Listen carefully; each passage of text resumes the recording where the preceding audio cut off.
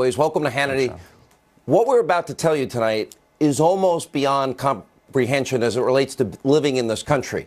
Because using deception, underhanded tactics, flat-out lies, we now know high-ranking officials inside of your FBI targeted an American military hero, Lieutenant General Michael Flynn, tried to destroy his life, all because he was connected to Donald Trump. Now we have tape tonight.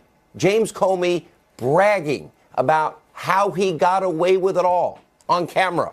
We'll play it for you. Plus, I'm going to break down the latest bombshell in the Lieutenant General Flynn sentencing.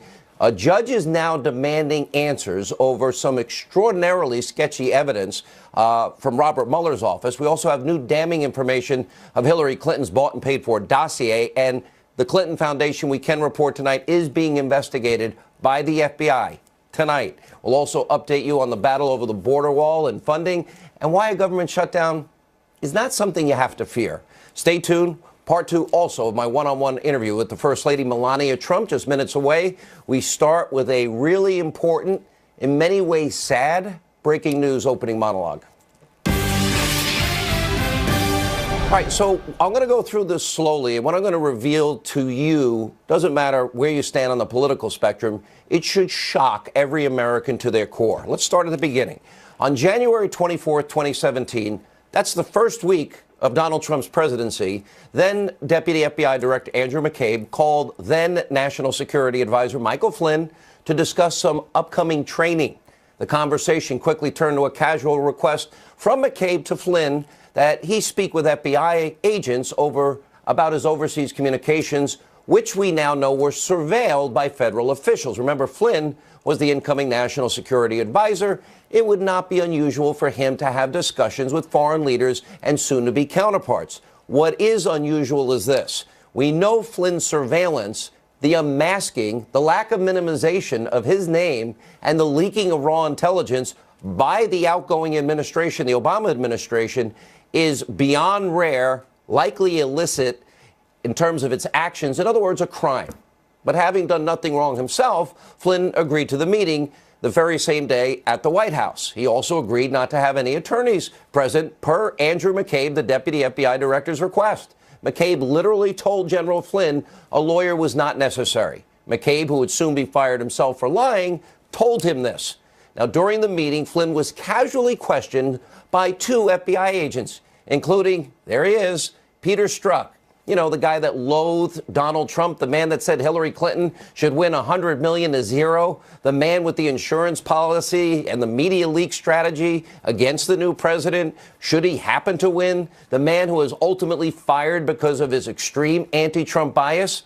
Well, according to the FBI's report of the meeting, that's known as a 302, where they discussed the meeting with somebody they talked to. It's called a 302.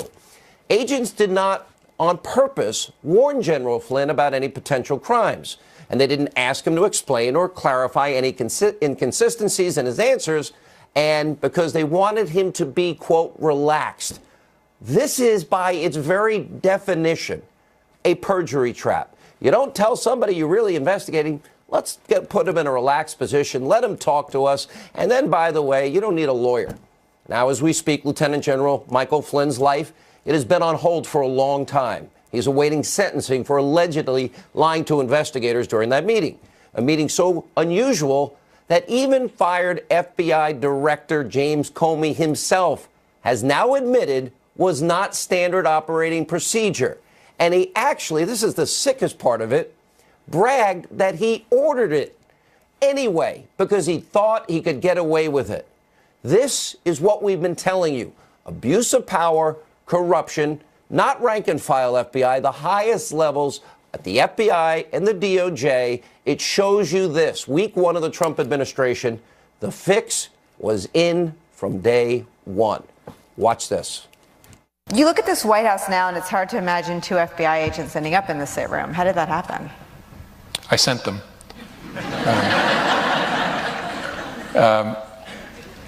Something I probably wouldn't have done or maybe gotten away with in a more organized investigation, a more organized administration, in the George W. Bush administration, for example, or the Obama administration. The protocol, 2 men that all of us have perhaps increased appreciation for over the last 2 years. And in both of those administrations, there was process. And so if the FBI wanted to send agents into the White House itself to interview a senior official, you would work through the White House counsel, and there'd be discussions and approvals and who would be there. And I thought, it's early enough, let's just send a couple guys over. I wouldn't have tried. I wouldn't have gotten away with this in a prior administration. Really? This is week one of the Trump presidency. Isn't the name of Jim Comey's book A Higher Loyalty? Wouldn't that be to the United States Constitution, the rule of law, equal justice under the law? Does that sound like a virtuous public servant to you, or someone trying to trap Lieutenant General Flynn?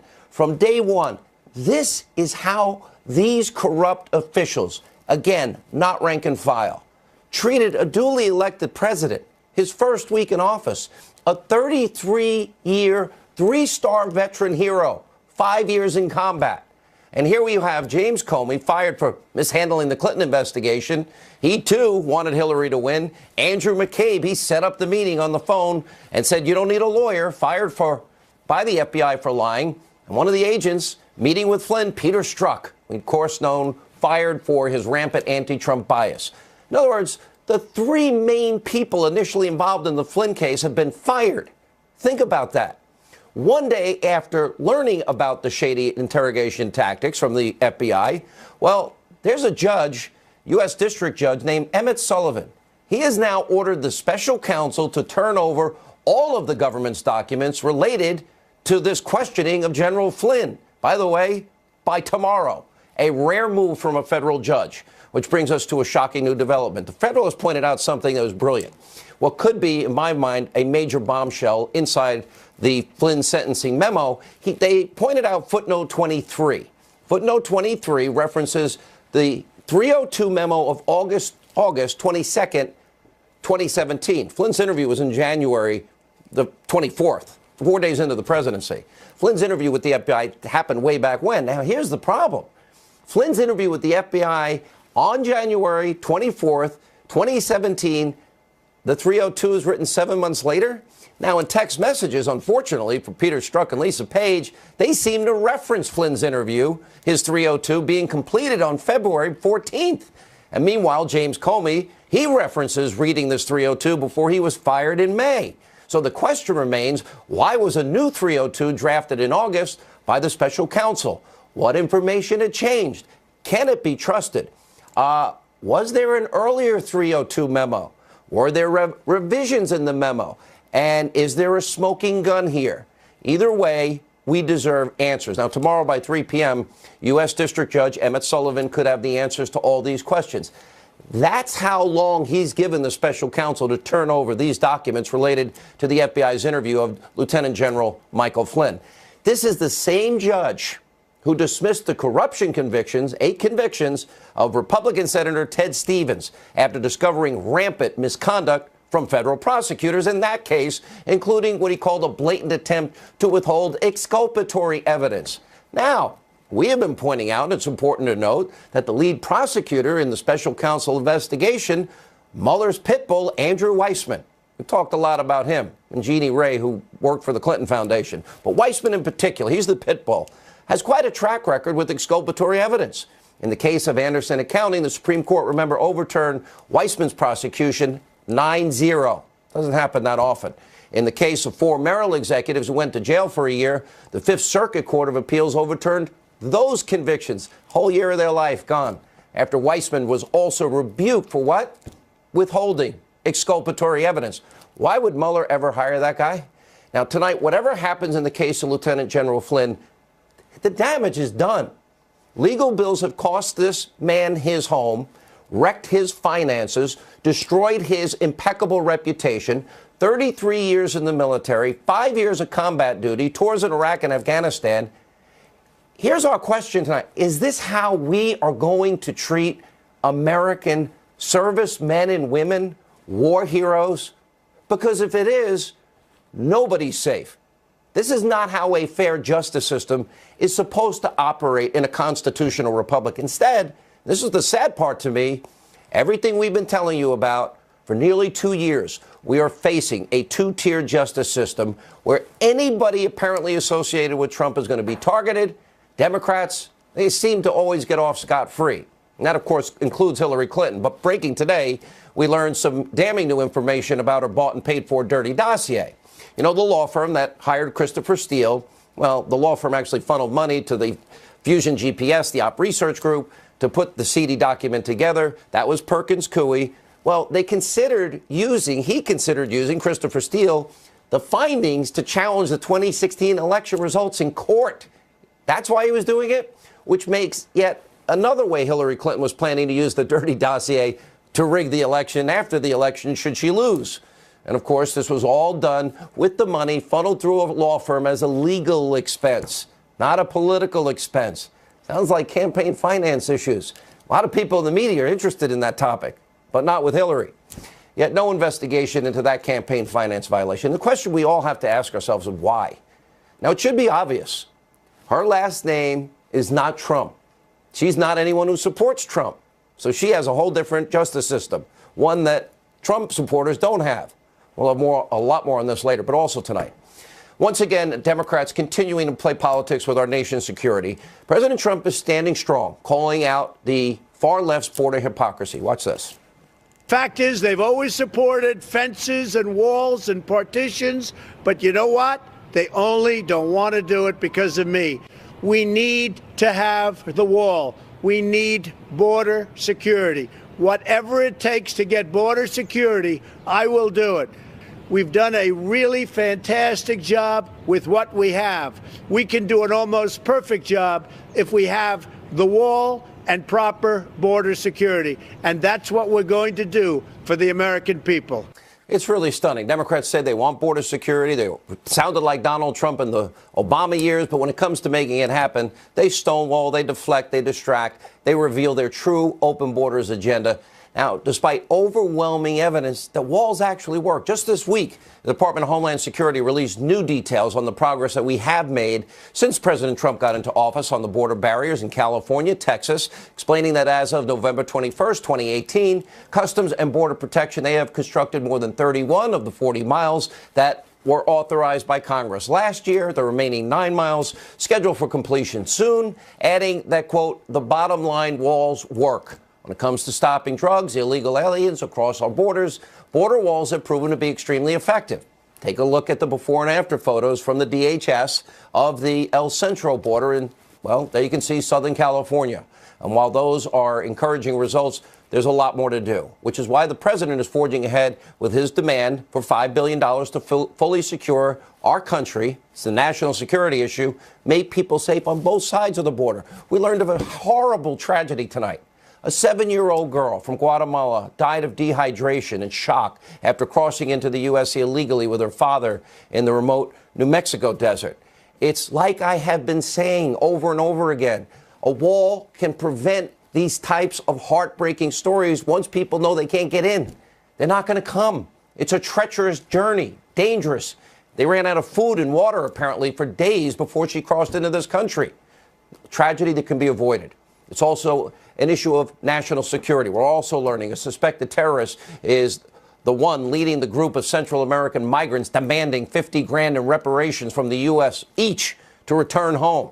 Name is Alfonso Guerrero Aloa, is suspected of the 1987 bombing in Honduras that wounded 6 American soldiers. And of course, as I've said many times, look, most people I'm sure come here because they want more opportunity for themselves and their family, but a wall with a big door is the way to do it. We'll do it legally for everybody. Now, they want a better life. But even if illegal immigrants, with the best of intentions, it comes at a major cost to you, the taxpayer. Look at this recent study for each illegal immigrant that does successfully cross our border. Well, it costs you, the American people, 70 grand per year. The fact is, we must have the ability to, A, vet anyone that wants to come into our country for our security. And now more than ever, we need a border wall. Common sense strategy actually works. The safety and security of the American people should always be a top priority for any U.S. president. Don't let the media, by the way, scare you about a government shutdown. most of the government stays open. They don't shut down, including employees essential to national security, health, safety. Even the Postal Service will stay open. And yes, Mom, Grandma and Grandpa will get their Social Security checks. And I'll tell you one other thing. I will support anyone that's furloughed. They should get their full back pay. They should not be victims of what is a serious, important battle over our national security. And this holiday season, with so many servicemen and women away from their families, protecting our freedoms every day, keeping us safe. Remember, First Lady Melania Trump took some time to visit those soldiers. I was lucky enough to catch up with her aboard the USS George H.W. Bush. We give you a quick preview of part 2 of that interview. Even your young son has been brought into this at times. That doesn't, that would make me angry. Does that make you angry? It does make me angry because children should be off limits. And I protect him and I want to give him normal life as possible. This is not normal life, but I like to protect him and give him the childhood that he deserves. And that's something we could all agree with. We'll have part 2 moments away. But first, joining us now with reaction to all the latest, Lieutenant General Flynn News is The Hill's John Solomon, Fox News contributor Sarah Carter, Fox News legal analyst, #1 best-selling author, The Russia Hoax, Greg Jarrett. Greg, let me start with you in particular here. I think the Federalists did a pretty good job because those text messages of Strzok and Page kind of refer to a different 302. Right. And I hear about a different 302 that Comey told Trey Gowdy that he likely read. Yeah, 7-month gap between the interview and the date on the 302. Normally, there are 3 dates on a 302, the date of the interview, date of the draft of the 302, date of the supervisor's signature. No more than 3 or 4 weeks should there be a gap. 7 months, it suggests that exculpatory evidence was redacted or excluded. In other words, they falsified information and concealed other information. And if you doctor or phony up a 302 and present it to a court, I mean, that's a violation of the due process of Michael Flynn. It's also arguably obstruction of justice. It looks like Judge Sullivan, who initially ordered 10 months ago to hand over this stuff, is now ordering them again. Give me those 302s by 3 o'clock tomorrow. This is on the eve of the sentencing. And if he finds that they falsified evidence, he can throw out the guilty plea of Flynn and set him free. Why do I think we're headed in that direction? Sarah, you know, the interesting thing about this judge, Judge Sullivan, is he was so angry at the abuse of power back then in the Ted Stevens case, and he overturned that case. Ted Stevens' career was ruined by that point, but putting that aside, he ordered a special investigation into the investigators. He was so pissed off in a 14-minute rant that, as described by the New York Times, as brutalizing the people that prosecuted Ted Stevens. Well, absolutely, Sean. And Ted Stevens is a perfect example of why Judge Sullivan, now who's sitting and overseeing the Flynn case, is so important. You know, one of the things that Greg said that's really important here is that gap, that timeline gap, that 7 months. It shouldn't even be 3 or 4 weeks. That's only in extenuating circumstances when an FBI agent is out in the field, maybe interviewing someone in a region where they can't have access to a computer. In a case such as this, with such high profile, I spoke to multiple, I don't want to say who, but multiple former senior FBI officials that said it has to be within 5 days, for recollection. That way they can go back to their notes. They have full recall of what happened during that interview. So what Judge Sullivan needs to ask for is the workflow chart. That workflow chart will show everything, not just the 302s, but the workflow chart, because that'll show who approved it, who it was sent to, and the date that the notes were put into the system, into the FBI system. But you know, once they have that, I think that they'll have the answers. And John, what it shows more than anything, this was week 1. McCabe's actions, Strzok's actions, Comey's actions, Comey's admission on that tape. Oh, we wouldn't do this in the Obama administration or the Bush administration. This is week 1 of the Trump administration. It shows me that it was set up from the get-go, day one. I've been lucky to interview most FBI directors and former FBI directors.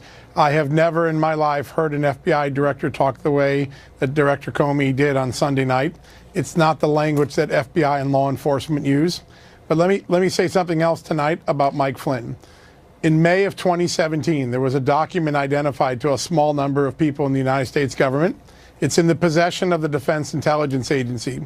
For 18 months, there's been an effort to resist declassifying that document. I know that that document contains extraordinary exculpatory information about General Flynn. I don't believe the president has ever been told about the existence of this document. One lawmaker discovered it, but he was thwarted by the Defense Intelligence Agency in his ability to disclose it. I think we all should ask for that declassification. Get that out. It may enlighten the judge. It will certainly enlighten the American public. I think a 33-year vet deserves that. All right, we got to move on to some other issues. We can confirm tonight, Sarah Carter, you have an article. Financial experts testify. FBI is currently investigating the Clinton Foundation. How come we don't ever hear of any of these things?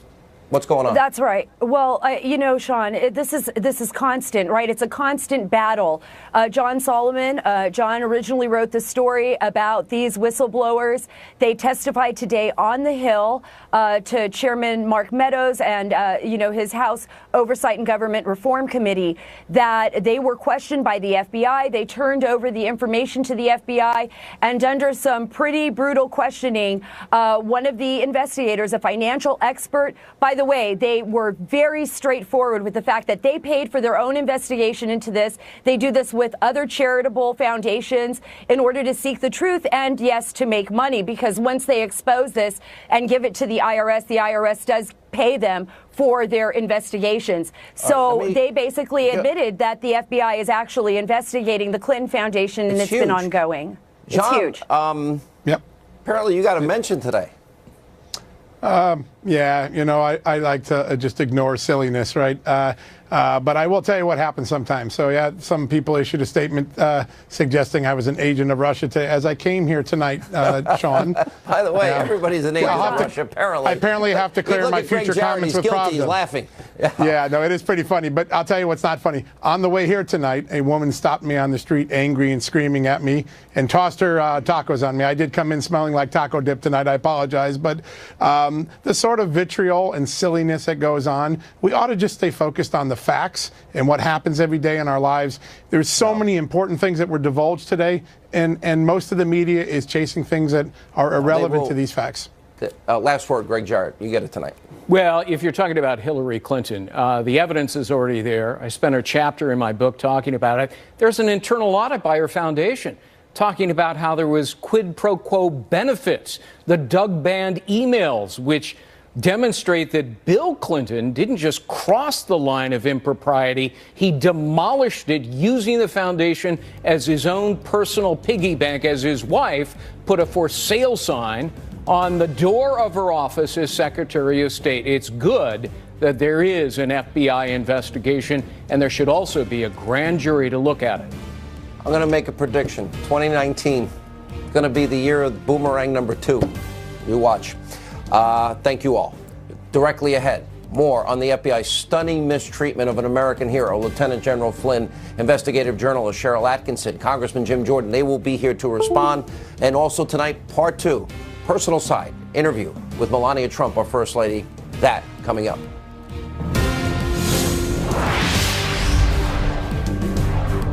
Our top story tonight, as we mentioned in our opening monologue, Robert Mueller's team on defense tonight. Really serious claims. The FBI pressuring General Flynn to be interviewed without an attorney present. Well, that has now got the attention of U.S. District Judge Emmett G. Sullivan. He's now ordered Mueller to hand over all documents related to the Flynn interview by 3 p.m. tomorrow. And on top of that, then you have James Comey on tape boasting, oh, we totally took advantage of the fact that this is a new administration. We wouldn't have done this in the Obama or Bush years. Really? Here to discuss it more, Ohio Congressman Jim Jordan and the host of Sinclair's Full Measure, Cheryl Atkinson, is with us. Is this how we treat American heroes, that we now brag, oh, this is something that I wouldn't have done or gotten away with a more organized administration like the Obama administration and the Bush administration. So I took full advantage. On top of the deputy FBI director telling Flynn he doesn't need a lawyer. and that they wanted him relaxed. Meanwhile, because of the unmasking and leaking of raw intelligence, something, by the way, Cheryl Atkinson knows pretty much about personally, they had a direct transcript that they shouldn't have had. Congressman, okay, Yeah. When does this end, and when do these people get held accountable? Instead of the people with the taxi medallions and the loan applications. Well, that's why we've always said we need a second special counsel, because, we can't put anyone in jail. We can just try to get answers. But you're so right, Sean. When you say I got away with something, that just tells you didn't do it the right way. You didn't do it. You didn't follow the rules. You didn't do it the way you were supposed to. They were so focused on getting President Trump that they were willing to set up a lieutenant general, a guy who served our country, as you said, 33 years. So that's the most egregious part of this, what they did to General Flynn. The other thing I think is important to understand is Mike Flynn ran the Defense Intelligence Agency. He had to know his conversations with Kislyak were being listened to, were being monitored.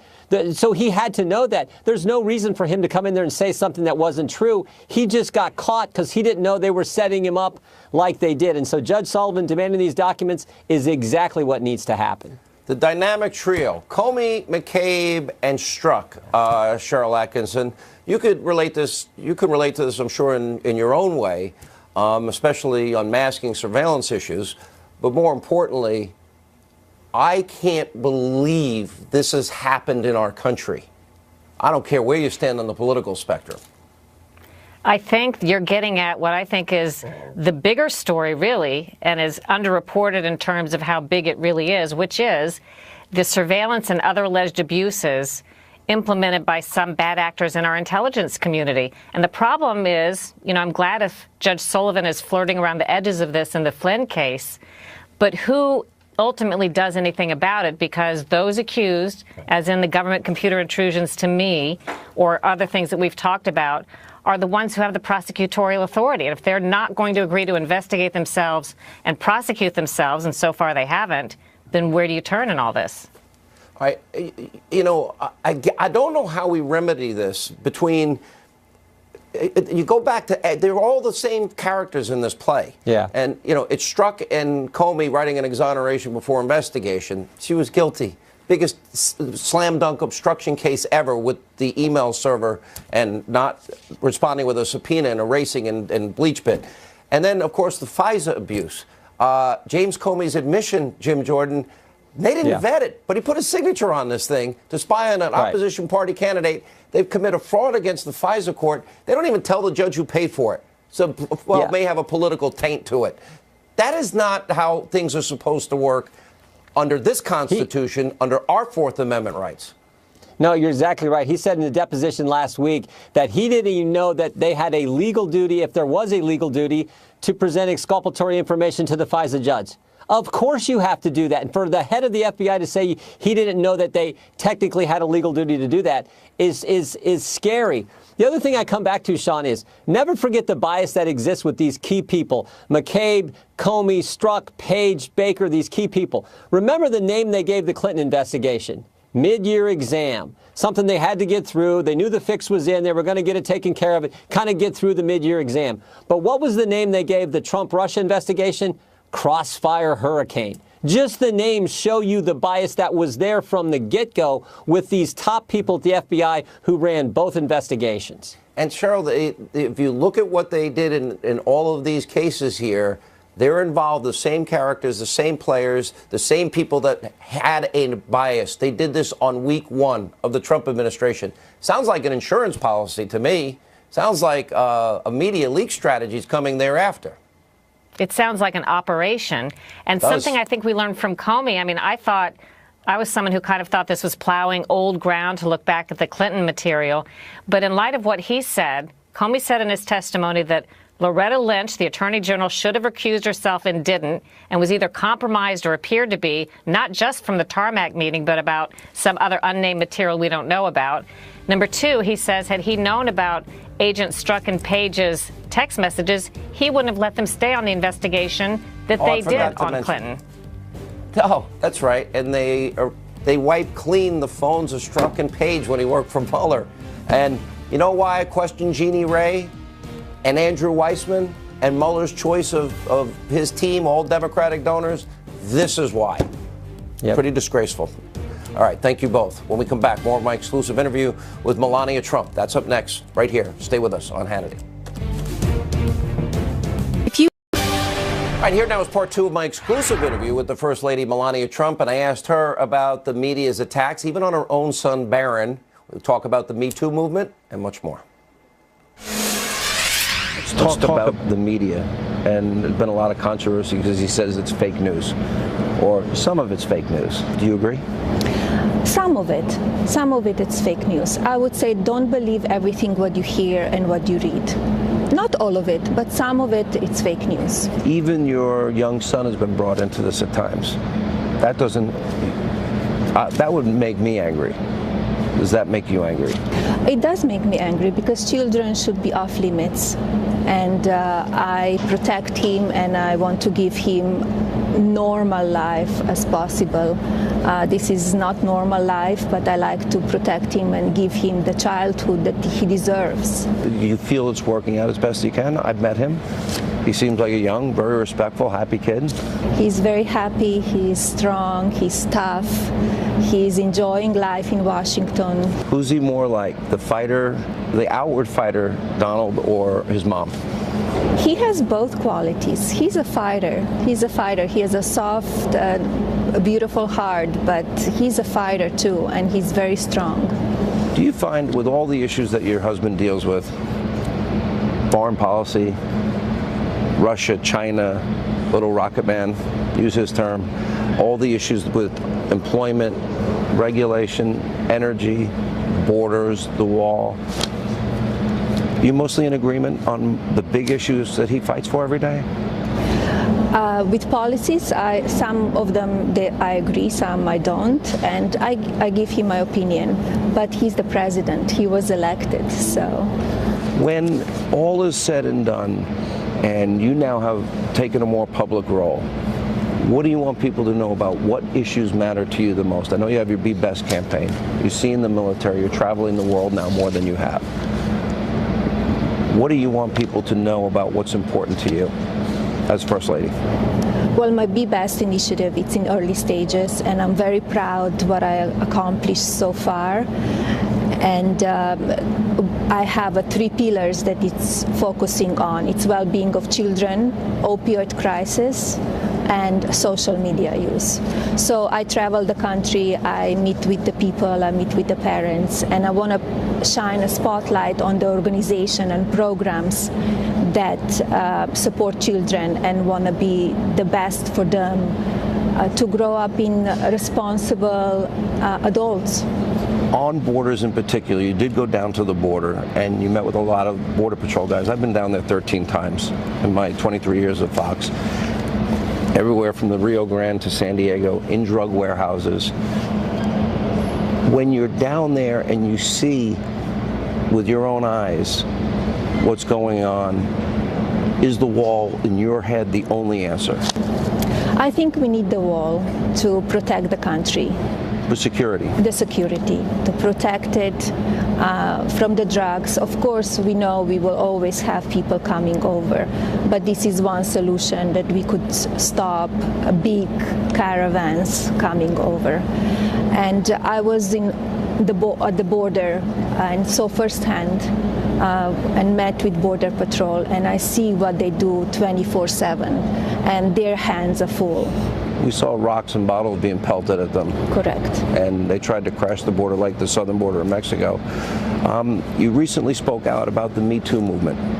We saw what happened with Justice Kavanaugh in his confirmation hearing, which to me is so over the top.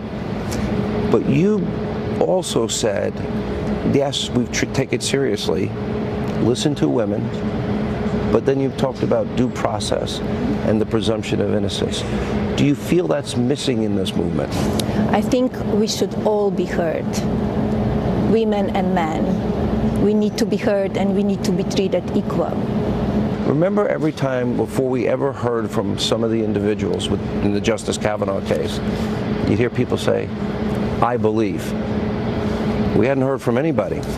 You can't believe till you're proven guilty. You cannot be guilty till you're proven guilty. And that's very important that we follow the law. I want to talk about your journey a little more, because we kind of glossed over it, because you grew up in a small town, Slovenia, then you're a model in Milan and in Paris. You were independent, you were alone at that time. Correct. Now, did you grow up wanting to be a model, or? I studied design and architecture and stopped my study architecture because I wanted to go in modeling business and professional career as a model. So I moved to Milan and Paris and then How New young York. were you at that time? I started modeling in Slovenia first when I was 16. And then went to Milan and then start from then on. Were you with your parents or were you I was independent? alone. You were alone. Independent, yes. So you grew up fast at a young age, independent Correct. at a young age. Yes. As you look back on that, and then your journey from Paris and Milan to New York, did that make you the person that says that they are confident, a good friend, and true to herself? Yes. My journey made me that. Madam First Lady, thank you so much for being with us. We really appreciate it. Thank you. All right, when we come back, you won't believe this. The mainstream media is reacting negatively to my interview with the First Lady. They cannot help themselves. It's pathetic. Joe Concha, Rachel, Campos, Duffy, when we come back, straight ahead.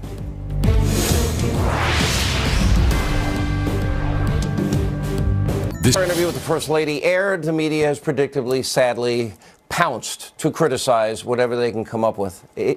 This is beyond pathetic. Watch. Here is this extraordinary story of a woman who came to this country as an immigrant, as a model, and is now the First Lady of the United States. And, you know, you would think in her rare public appearances, you know, that some terrible wrong has been done to her in this country. So I've always been surprised by that air of grievance that she carries very publicly with her. The First Lady is echoing exactly what the President says.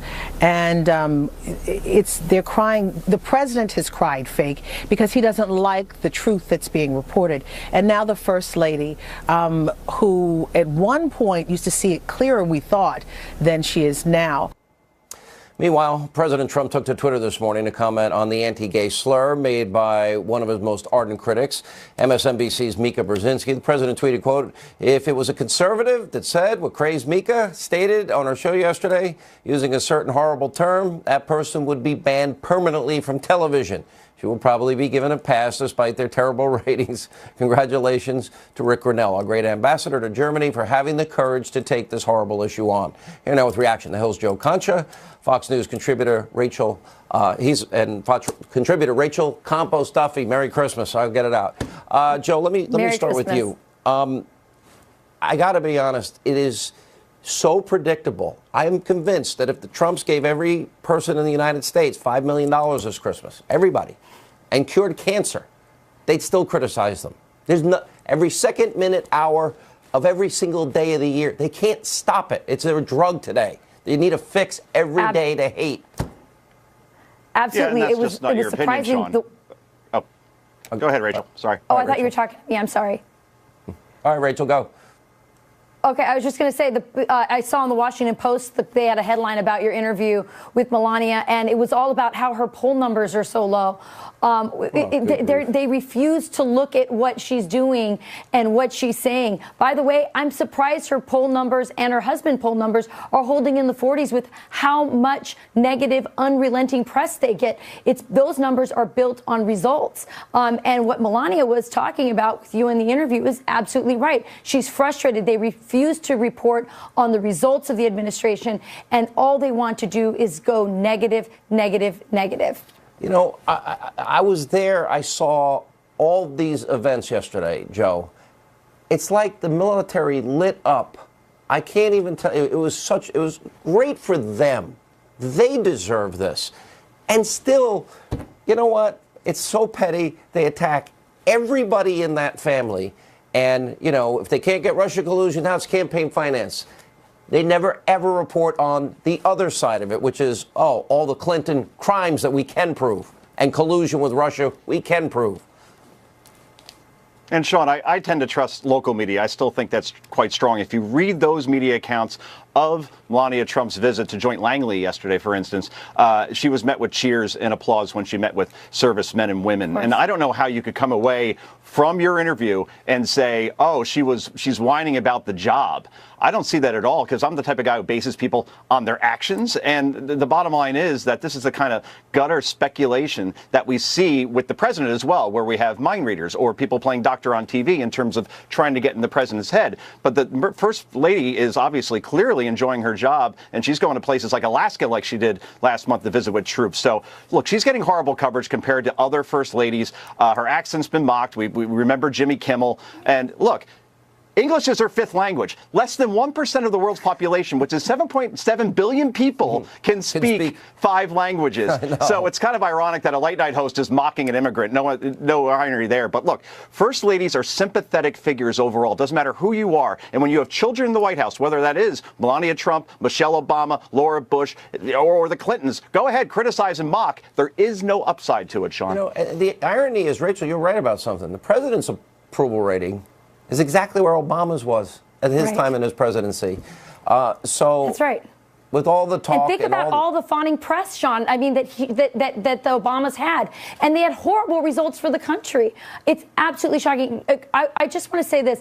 I don't think we've talked a lot about how Michelle Obama has gotten all these magazine covers. Melania has a supermodel, former supermodel, has received none. I don't believe for a second that every single editor of those fashion magazines don't want Melania on the cover. What they are afraid of is the backlash that will happen from the gatekeepers of the left and of Hollywood. They saw what happened to Jimmy Kimmel.